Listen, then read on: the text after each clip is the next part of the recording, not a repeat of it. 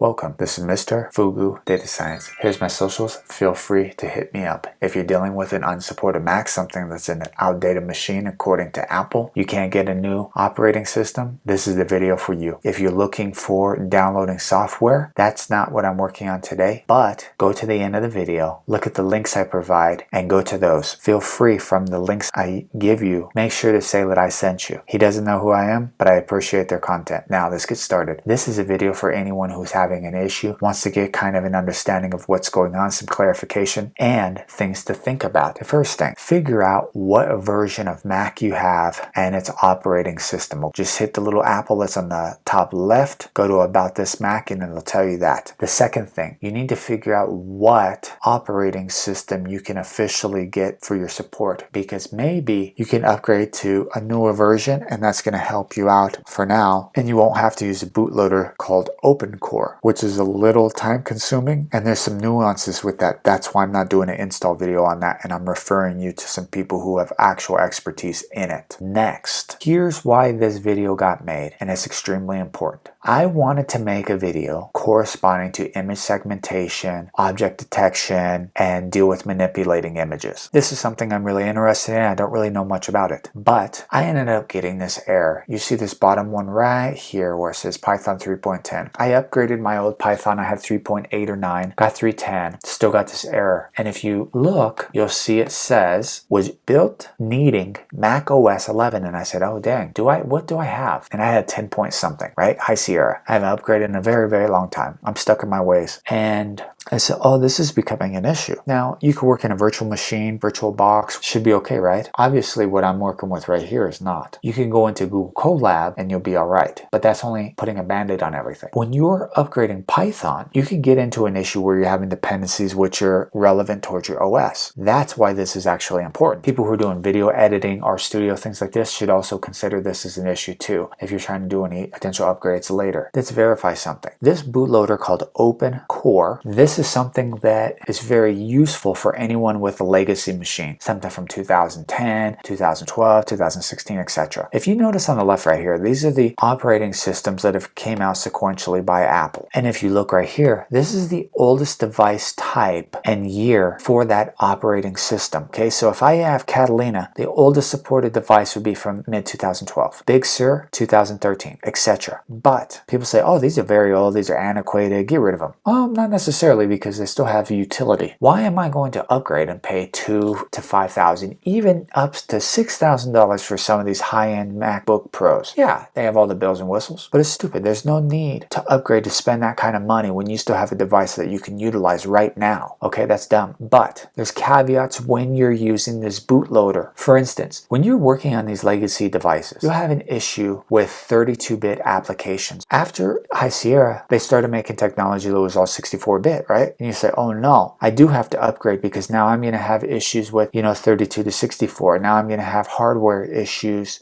You do have hope, because Apple puts you in a position where you think that you need to buy a new machine right now, and you do not. Okay, you can get by. These are very expensive devices, right? And like I mentioned before, that dependency thing is a real problem that you can have if you're messing with Python, you're messing with your OS, you're doing RStudio. It runs the gamut. All this stuff has a cascading effect that you really need to take into consideration. But what is even OpenCore in the first place? It's an open source free project. This is people dedicating their time, like doing Python, to get this stuff running. Yes, there's always hiccups. It's always in beta mode. There's always patches that they have to use upon each release, because Apple's trying to make it more difficult for people like them to utilize software to basically piggyback and make your device work with newer compatible operating systems. And what you're dealing with is there's something called a UEFI. This is called Unified Extensible Firmware Interface. Think of the older BIOS for Windows. OpenCore is using a version as a replacement. It's using an emulation. Think of it as piggybacking onto something that's existing, trying to bridge a gap. Let's think about something. You're working at a basic level affecting the firmware. You have things that are working at the low-level task that are really going to have vast effects. These Intel chipsets have been shied away from by Apple to create that silicon. And there's a lot of reasons for this to work in-house, to avoid a lot of the issues that came up with these Intel chips at the kernel level, these kernel extensions, where you can have firmware firmware issues, and you could insert code that'll basically crash your machine or cause you a lot of issues. So there's a lot of reasons why they started shying away from it and going to another platform. Completely makes sense if you start reading into it. Unfortunately, it puts millions of users at a stalemate, and a lot of people may not know what to do. I didn't even know about OpenCore until recently, to tell you the truth.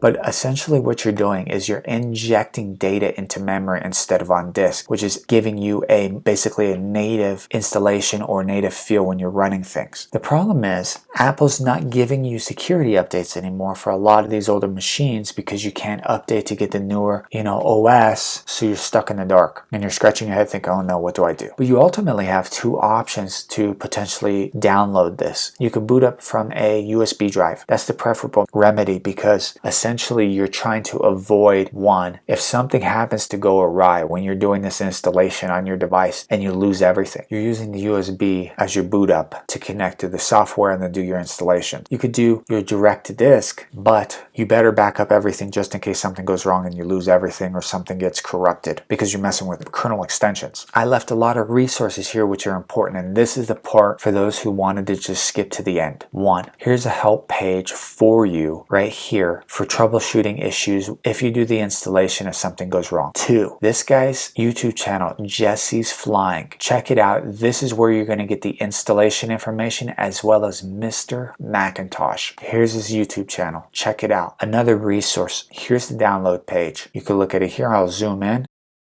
You'll read everything.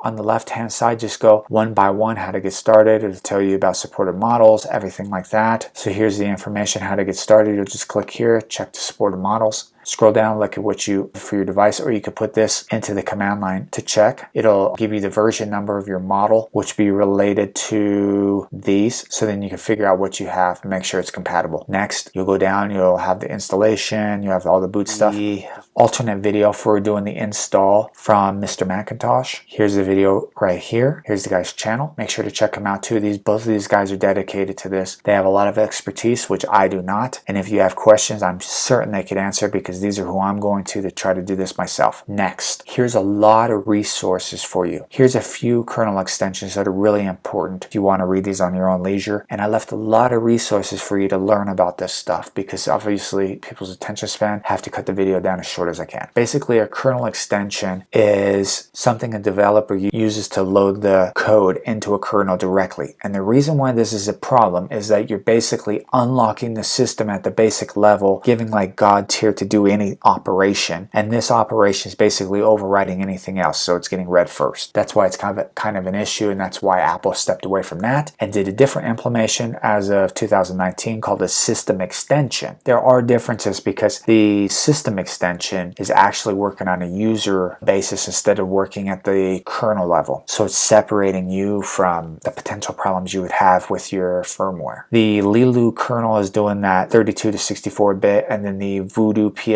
controller is basically taking care of your emulation of trackpad gestures and things like this. I left a lot of resources so you can read up and get an idea of what's going on with all this stuff, and I think it's really beneficial for you to kind of get an idea of how over time Apple basically progressed so you could see what they were thinking. But that'll be the end of this video. I just want to say please like, share, and subscribe, and if you subscribe, turn on that notification bell. If you want to download that and update your Mac, please understand what can happen. You could have issues with your Bluetooth, you could have issues with your sound card, you could have issues with your Wi-Fi. There's stuff that you can do to check to see what's going on, and here's 2 resources right here which will help you out. Any of the people who decided to just skip and do the download, they're not going to see this stuff unless they go to GitHub to get the code. Have a good one. I'll see you in the next video, and thank you to everyone who's helped over time to give me suggestions or give me positive feedback or give me some critiques to help me out. I greatly appreciate it. Feel free to become a channel member or help support me, buy me a coffee. It would be appreciated. Have a good one. Bye. Hey kid, don't ever let them get inside your head.